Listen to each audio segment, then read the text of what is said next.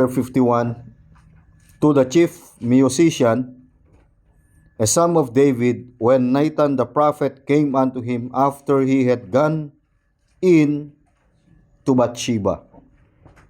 Have mercy upon me, O God, according to thy loving kindness, according unto the multitude of thy tender mercies, blot out my transgressions. So itong pagkakasala na ito ay makita po natin sa buhay ni David na siya po ay he was confronted by the prophet Nathan para maitama muli yung kanyang puso, mga kapatid. Dito makikita po natin yung kanyang pagmamakaawa sa Panginoon, yung paghingi niya ng habag sa Diyos sa kanyang pagkakasala. Kaya sabi ni David, have mercy upon me, O God, according to thy loving kindness. Patawarin mo ako, Panginoon, O Diyos, ayon sa inyong kagandahang loob, ayon sa karamihan ng iyong malumanay na mga kaawaan, ay pinawi mo ang aking mga pagsalangsang. According unto the multitude of thy tender mercies, blot out my transgressions. Pawiin mo, Panginoon, ang aking pagsalangsang. Kaya mahalaga sa buhay ni David na dapat lamang po na i-confront po siya ni Nathan upang sa ganun, mga kapatid, ay magkaroon siya muli ng puso na malinis sa harapan ng Diyos.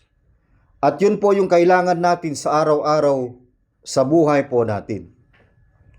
Dapat yung puso po natin ay hindi po marumi.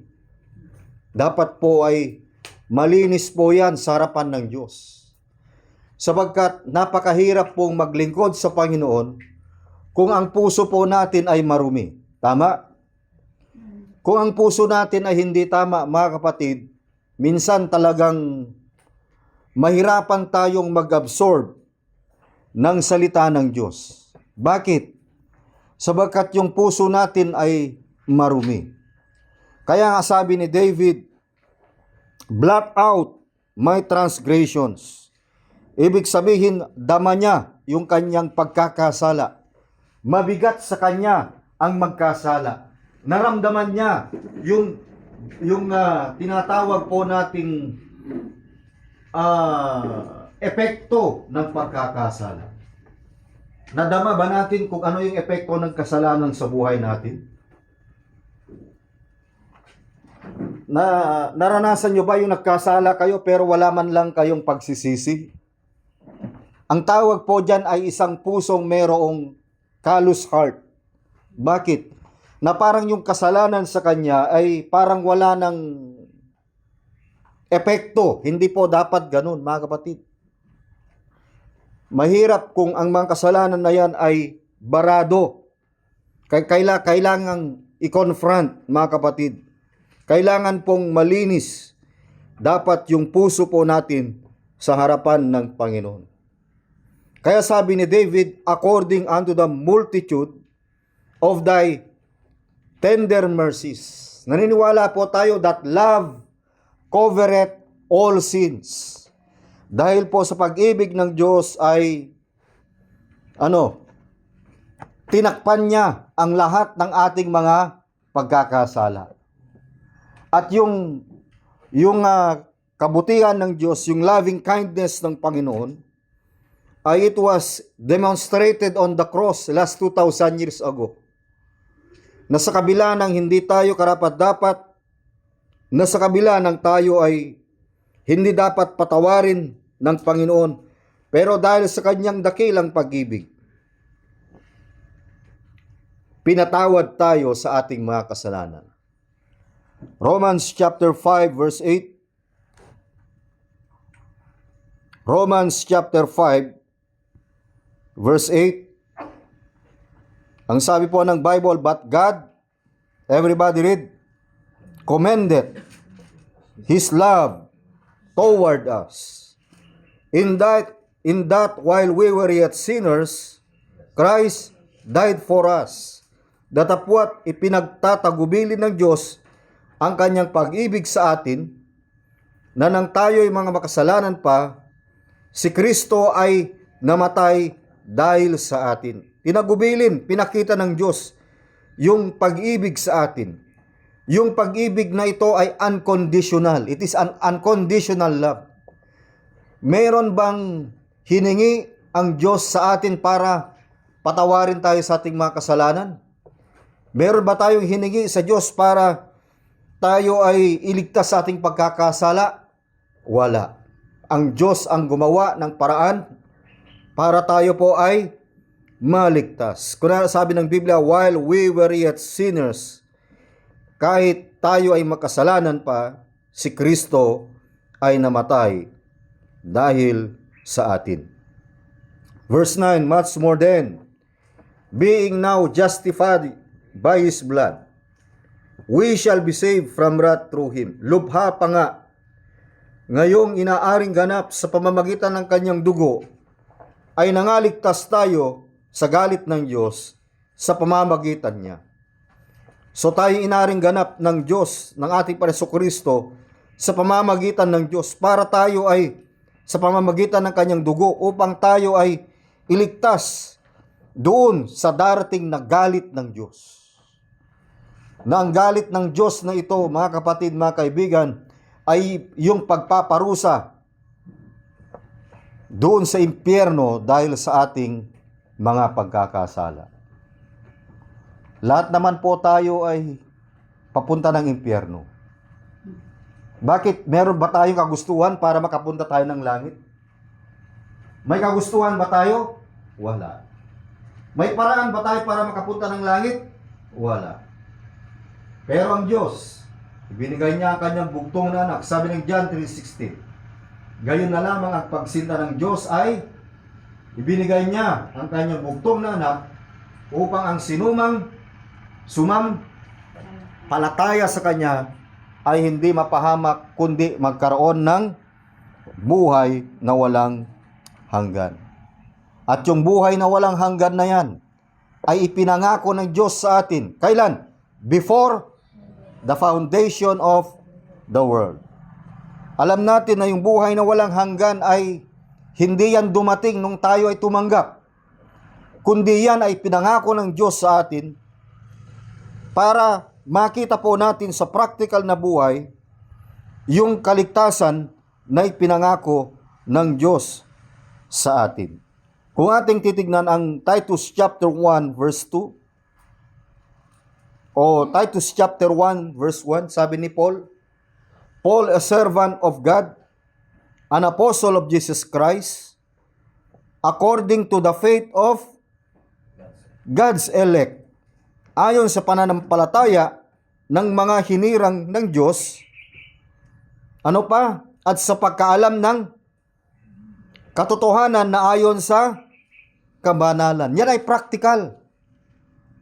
Nalaman po natin ang katotohanan ayon sa kabanalan na ang buhay na walang hanggan, sabi ng Biblia sa verse 2, na ang pag-asa ng buhay na walang hanggan na ipinangako ng Diyos na di makapagsisinungaling, kailan?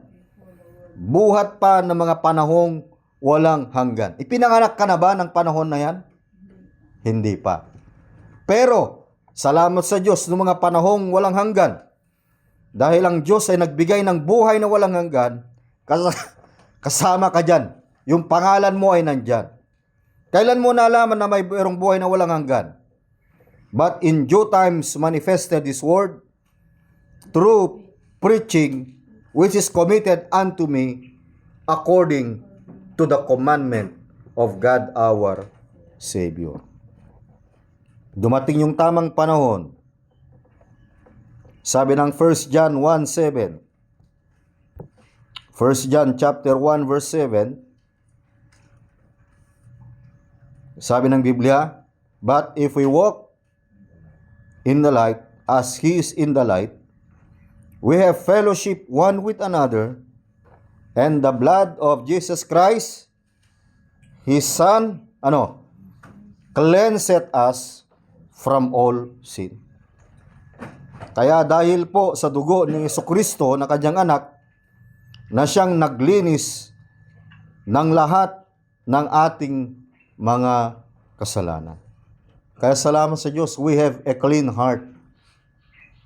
Meron tayong pusong malinis.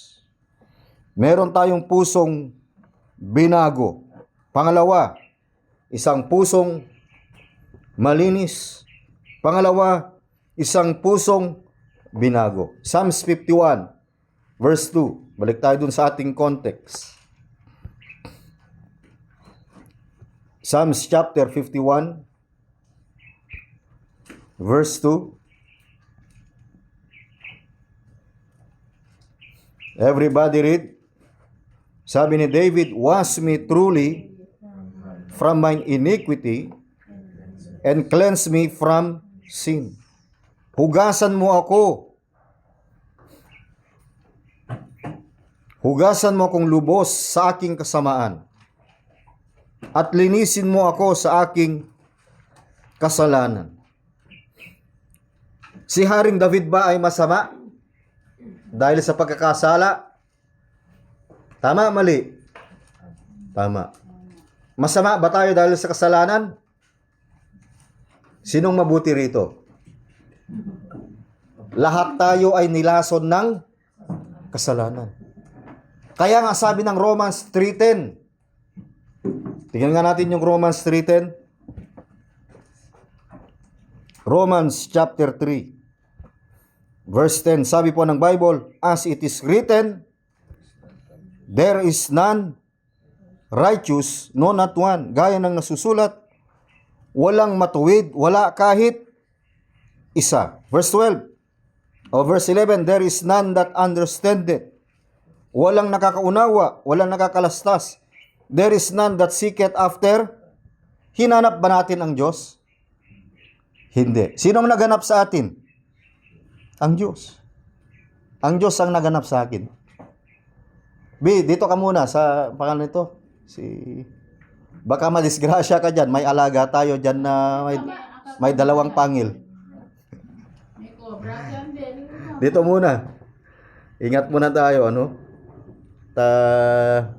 re-resolbahin natin yan kung paano natin, yan, baka mamaya, bigla na lang lalabas yun. So, walang nakakaunawa, sabi ng Biblia. Kaya nga, binigyan tayo ng kaunawaan Verse 12, they are all gone out of the way. Wala sila sa tamang landas. They are together become unprofitable. Walang kwenta, walang saysay. There is none doeth good, no, not one. Kaya nga, mga kapatid, lahat, wala daw gumagawa ng mabuti kahit isa. Doon sa Isaiah 64:6, Isaiah chapter 64, verse 6. Anong sabi po ng Bible? Everybody read. But we are all as unclean thing, and all our righteousnesses are as filthy rags, and we all do fade as a leaf, and our iniquities like the wind have taken us away. Sabagkat kaming lahat ay naging parang marumi, at ang lahat naming katuwiran ay naging parang basahang marumi.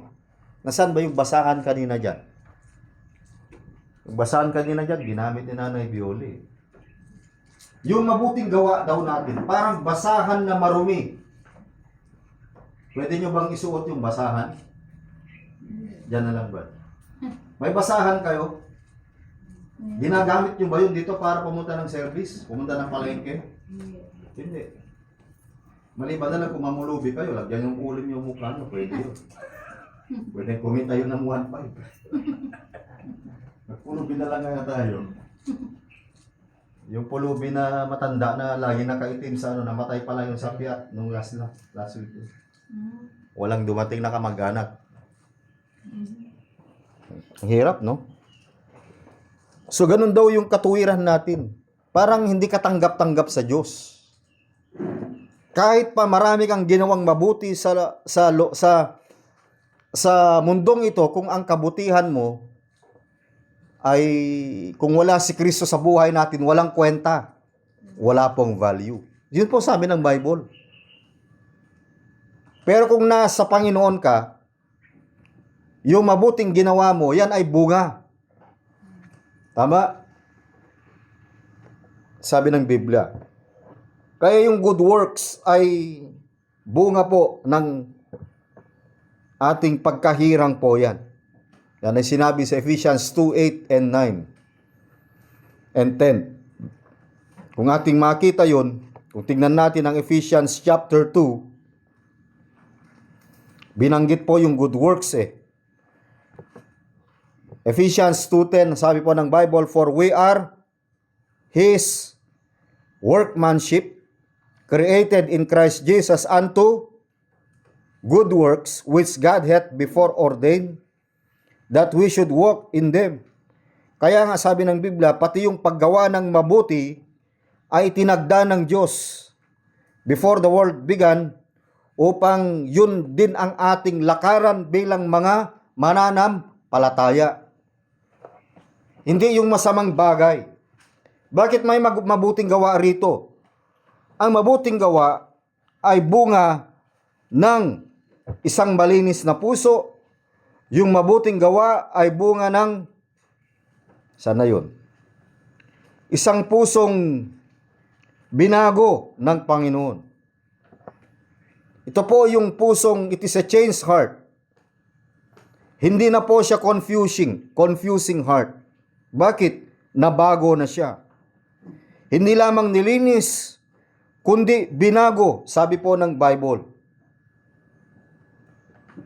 Yung puso na yan ay hinugasan ng Panginoon.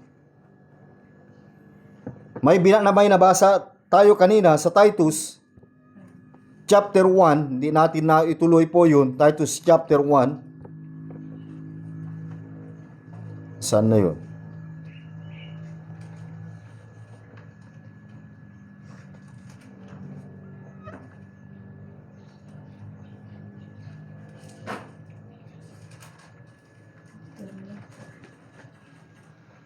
Nawala na yata.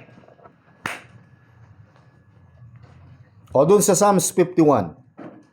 Psalms 51 po pala yun, verse 2. Psalms chapter 51, verse 2. Anong sabi po ng Biblia? Wash me truly from mine iniquity, and cleanse me from my sin, for I acknowledge my transgressions, and my sin is ever before me. Sabi ni David, wash me. Alam natin na tayo ay nahugasan sa ating pagkakasala. Kung ating titignan ang Titus chapter 2, kung hindi ko nagkamali,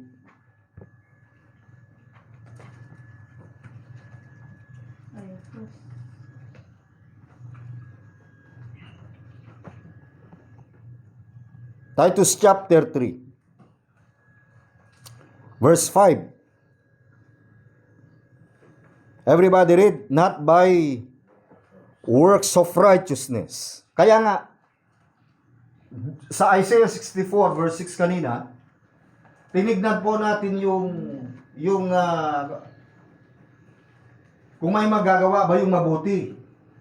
Pero sabi ni Paul, sabi ng salita ng Diyos, not by works of righteousness, hindi sa gawa ng katuwiran na ating ginawa o sa ating sarili, not by works of righteousness which we have done, but according to His mercy.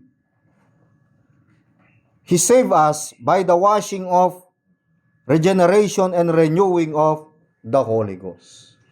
So makikita po natin yung puso rito na malinis, isang puso na binago, isang puso na nahugasan. Sabi po ng Biblia, at hindi po ito pinatawad o hinugasan dahil maraming nagawang mabuti, kundi ito ay napatawad dahil sa awa, dahil sa habag ng Diyos, ito ay nahugasan, ito ay na born again, at ito po ay ipinanganak ng pagbabago sa Espiritu Santo. Kaya yun po yung puso na binago ng Panginoon. Dapat po nating makita at dapat po nating malaman, mga kapatid, na yung puso na yan na ibinigay ng Diyos sa atin ay hindi po dapat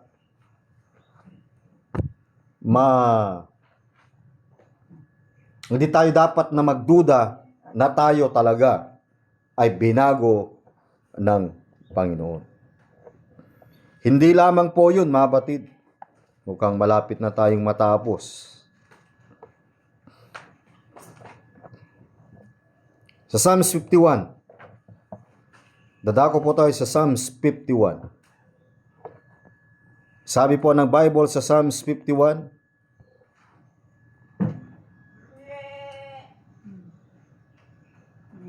verse 4,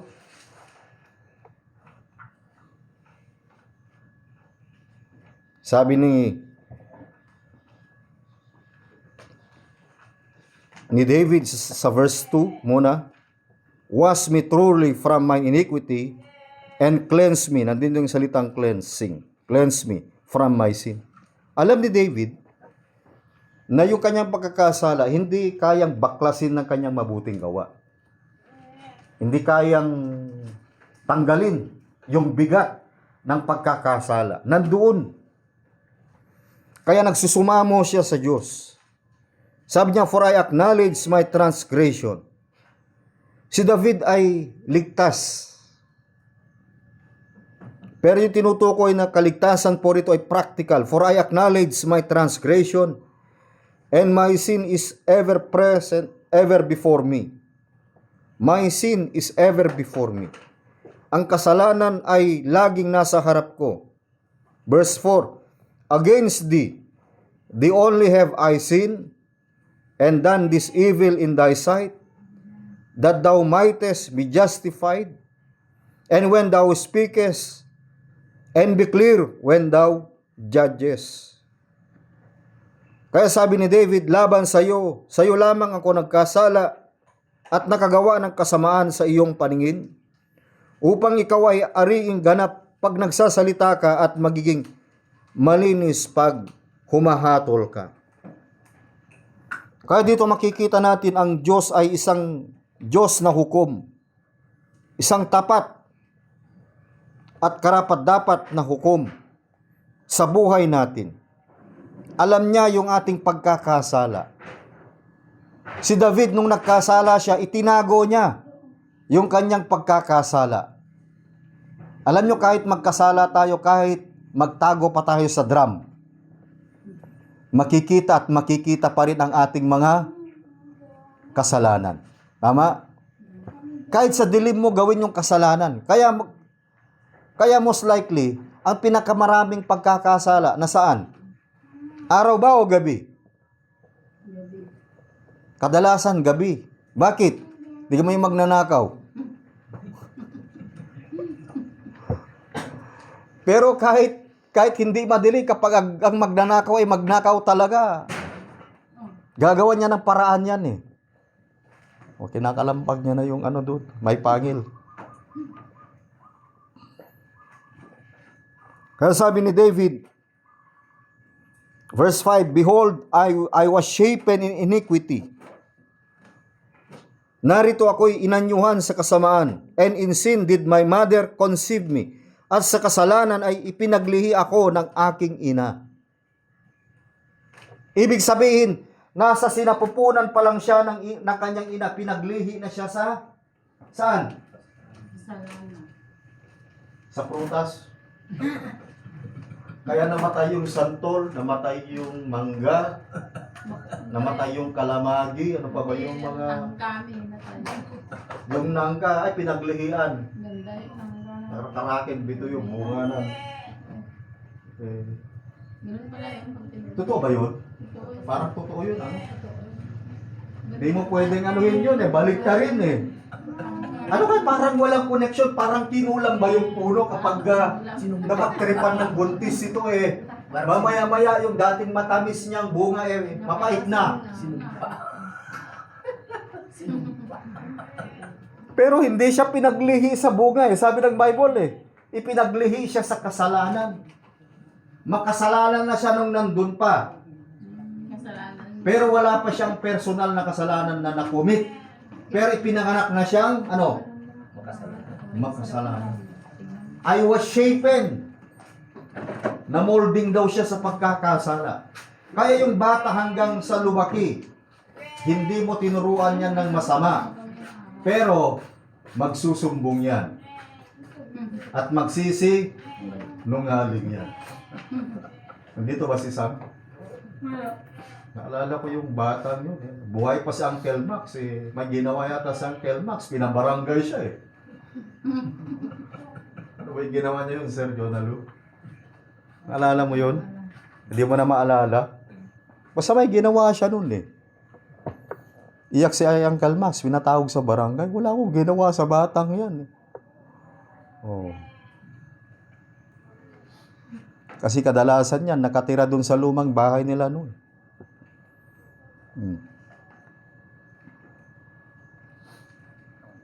Tapos akalain mo, nung edad niya na yun, eh, talagang yung kanyang sariling landas, eh, nandun. One time, punta kami ni Lawin, napulot namin dun sa bukana na ng Bunton Bridge. Parang si Sam yun, ah. Naglay, ah? Sinoli yun pa. Sinoli ba? Sinoli? Oh. Saan ka pupunta? Pupuntahan ko si Mami. Mami, eh, alam mo ba, opisina nun? Balik kami. Andun siya sa bukana ng Bunton Bridge. Baka mamaya mahuhulog. Naglakad siya. Naglakad? From Basi East to Bunton West.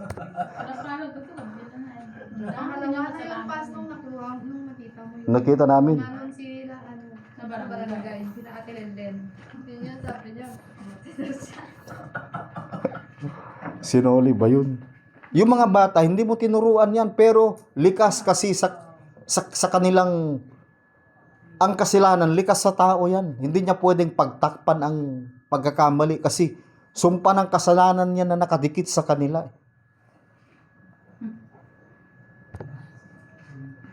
Kaya sabi ni David, I was shapen in iniquity, and in sin did my mother conceive me. Ibig sabihin, wala siyang control sa kanyang sarili. Control siya ng pagkakasala. Kaya nga, meron tayong doktrina na total depravity.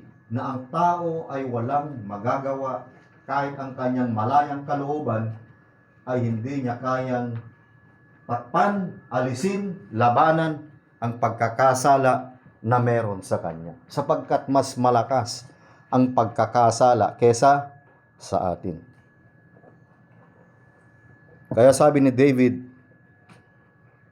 I was shapen in iniquity, and in sin did my mother conceive me. Verse 6, Behold, thou desirest truth in the inward parts, and in the hidden part thou shalt make me to know wisdom. Narito ikaw ay nagnanasa ng katotohanan sa loob na sangkap, at sa kubling bahagi ay iyong ipinakilala sa akin ang karunungan. Kahit na tayo ay makasalanan sa harapan ng Diyos, kahit nilaso na tayo ng pagkakasala, salamat sa Panginoon, binigyan tayo ng karunungan ng Diyos para makakilala sa Kanya.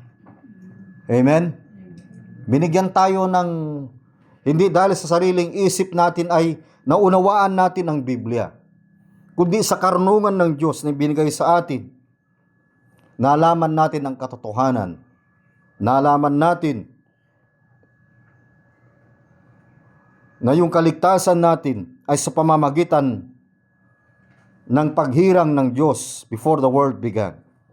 Kaya sabi ni David sa Psalms 51 verse 7, Purge me with hyssop, and I shall be clean. Wash me, and I shall be whiter than snow. Linisin mo ako ng hisopo, at ako'y magiging malinis.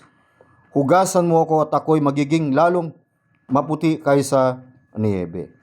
Verse 8, Make me to hear joy. Nung nagkasala po siya,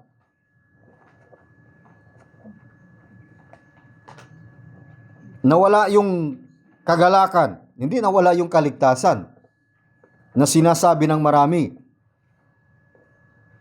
Make me to hear joy and gladness, that the bonds which thou hast broken may rejoice. So yung kaligtasan nandun pa rin. Pero yung nawala ay yung joy, yung gladness, yung kagalakan, yung kasiyahan ang nawala. That the bonds which thou hast broken may rejoice. Na parang pakiramdam niya, nung siya ay nagkasala, ang pakiramdam niya, para siyang nabalian ng buto. Sino po nabalian ng buto rito? Masakit ang nabalian ng buto. Ako din. Kahit yung masingkol ka lang. Oo. Meron kaming pusa, singkol. Yun yung pinagkakarate niya sa aso. Pero kapag tumayo yun, parang kangaroo. Pero inborn. Hindi siya nasingkol dahil nahulog siya sa third floor. Hindi. Singkol siya dahil inborn. Ang mahirap dito, may mga inborn na walang paa, walang kamay.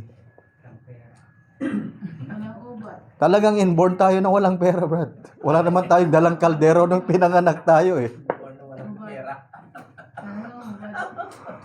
Sabi ng Biblia, pinanganak na hubad, mamamatay ding hubad. Pero salamat, hindi naman kayo hubad na mamatay eh. Ibig sabihin, nahubaran na lahat ng bagay na nakakabit. Hindi mo kasi control po yan eh. Uhubaran ka ng buhay, lahat. Aharap ka sa Diyos. Parang takot pa ako mamatay eh.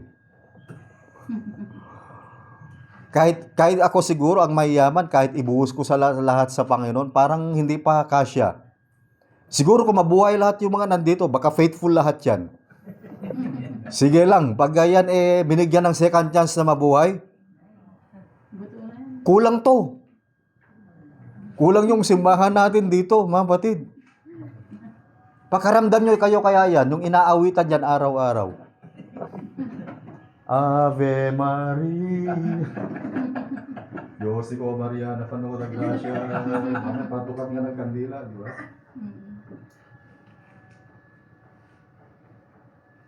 Kaya nga, sabi natin, yung buhay sa mundong ito, dapat alamin natin kung ay papunta tayo doon o papunta tayo dito.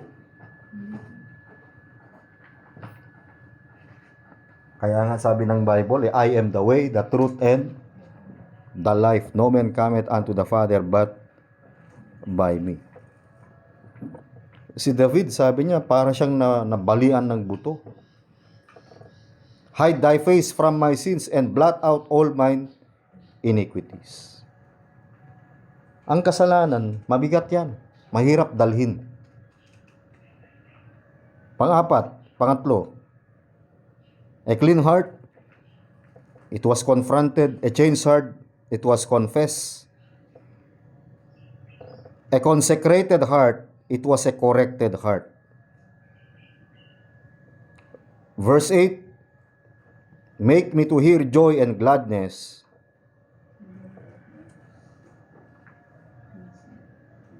that the bonds which thou hast broken may rejoice.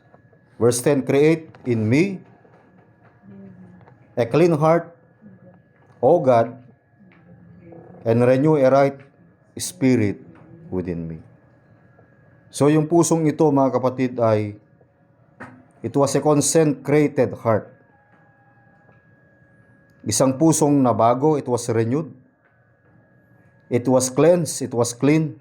It was a heart that is newly created by God. Kaya ngayong umaga, makikita po natin dito,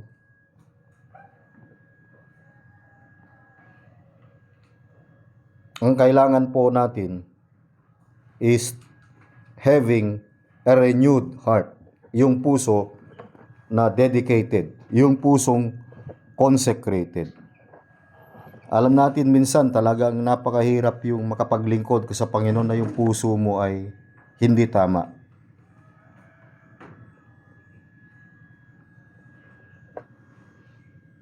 Doon sa Romans chapter 12.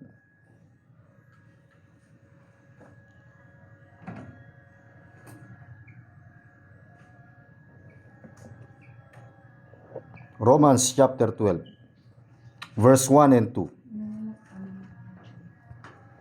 I beseech you therefore, brethren, by the mercies of God, that ye present your bodies a living sacrifice, this is a consecrated heart, holy, acceptable unto God, which is your reasonable service. And be not conformed to this world, but be ye transformed by the renewing of your mind, that ye may prove what is that good and acceptable and perfect will of God. Kaya ngayong umaga, mga kapatid,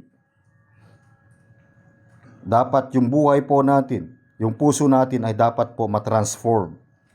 Dapat ma-renew po yan araw-araw. Bakit? That ye may prove what is that good and perfect will of God. Kaya makikita po natin, mga kapatid, yung isang puso na mayroong consecrated heart. Paano ba natin makita? Meron ba tayong magandang halimbawa sa Bible na yung puso ay dedicated? Acts 2:46. Acts chapter 2, verse 46. Anong sabi? And they continuing daily with one accord in the temple, and breaking bread from house to house, did eat their meat with gladness and singleness of heart. Yung mga kapatiran ng mga sinaunang iglesia, makikita po natin yung kagalakan nila, yung katapatan nila ng kanilang puso sa kanilang paglilingkod. Hindi sila nagduda, hindi sila nag-alinlangan, sila ay naglingkod. Ibinigay nila ang kanilang buhay sapagkat alam nila na yung Diyos na kanilang pinaglilingkuran ay buhay. Gayon din sa buhay natin.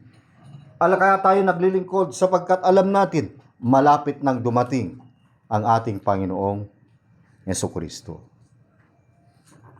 Dalawang ang pwedeng mangyari. Dumating ang Panginoon mauna o dumating ka muna sa kamatayan.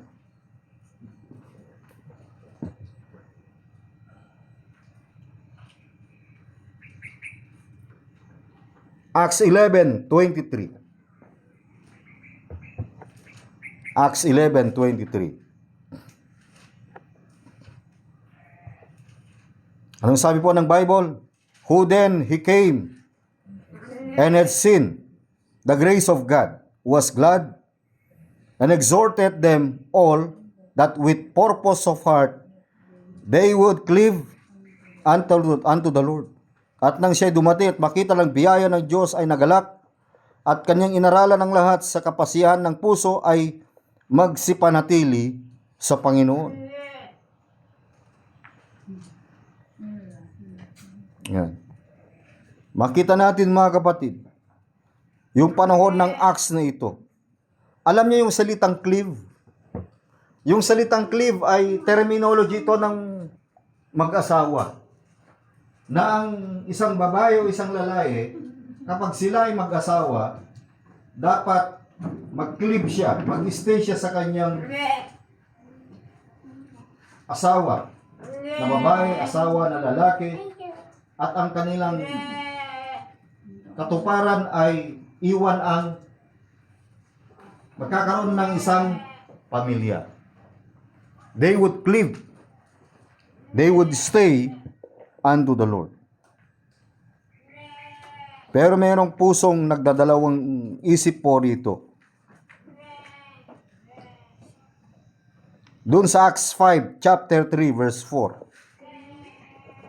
Isama po natin sa illustration ito. Dito na po tayo magtapos. Acts chapter 5. Verse 3 and 4, sabi po ng Bidel, "But Peter said, Ananias, why hath Satan filled thine heart to lie to the Holy Ghost, and to keep back part of the price of the land?" Sabi ni Ananias at saka si Safira, "Pedro, Pastor Pedro, kapag nag-ibenta namin yung lupa sa Panginoon, itong presyo nito, it is for the Lord." Para sa Panginoon.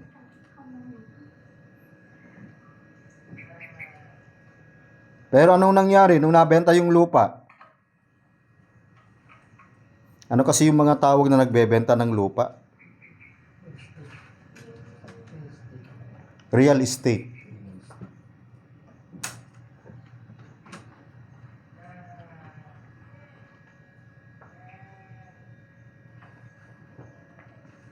Sa susunod, pamagatan natin yung Acts 5:3-4 na the death of the real estate. Dugtungan nyo. Seller. Real estate seller to. Ito naging warning sa kanila. Alam natin, sa church marami ito. Hindi naman silang real estate yung seller. Ang sinasabi natin dito, may mga Kristiyano na hanggang pangako lang. Pag ako nakapag-abroad, Pastor, I will provide all your needs. Parang ganito po yun. Verse 4. Sabi niya, "But Peter said, Ananias, why hath Satan filled thine heart to lie to the Holy Ghost, and to keep back part of the price of the land, while it is remained? Was it not thine own? And after it was sold, was it not in thine power?" Pagkatapos nito'y nabenta, "Was not in thine own power? Why hast thou conceived this thing in thine heart? Thou hast not lied unto men, but unto God."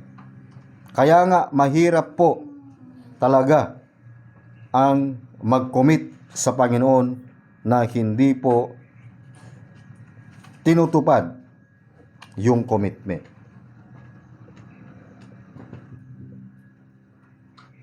Kaya sa atin, kung ano po meron, yun lang po ang dapat po nating gamitin.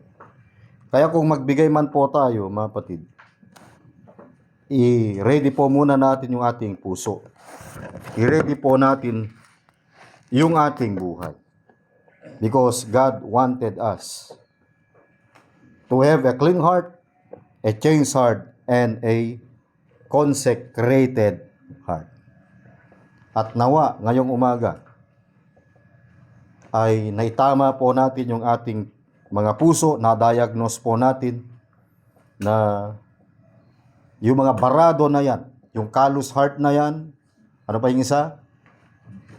Confusing heart, cold heart. Sana magkaroon ng correction heart, clean heart, changed heart, and then consecrated heart. At alam po natin, sa July na ito, dito natin tinapos kung anong puso na meron tayo. Next week, haharap na naman tayo ng panibagong buwan. Goodbye July muli. Bear month na naman. Ano ba ang pwede nating ma-accomplish sa Panginoon? Ano kaya kung every Sunday, magkaroon tayo ng work fellowship dito? Hindi kaya mabigat? O sige, ano muna, ngayong week muna. Para maisaayos po natin yung ating paligid. Sa susunod na work fellowship natin ito. Hindi ko alam kung mayroon pang natirang hollow blocks. Siguro pa-deliver tayo uli dito ng dito na natin ikarga para matabunan yung nandiyan. Hanggang doon na lamang mga kapatid, at tayo po ay manalangin.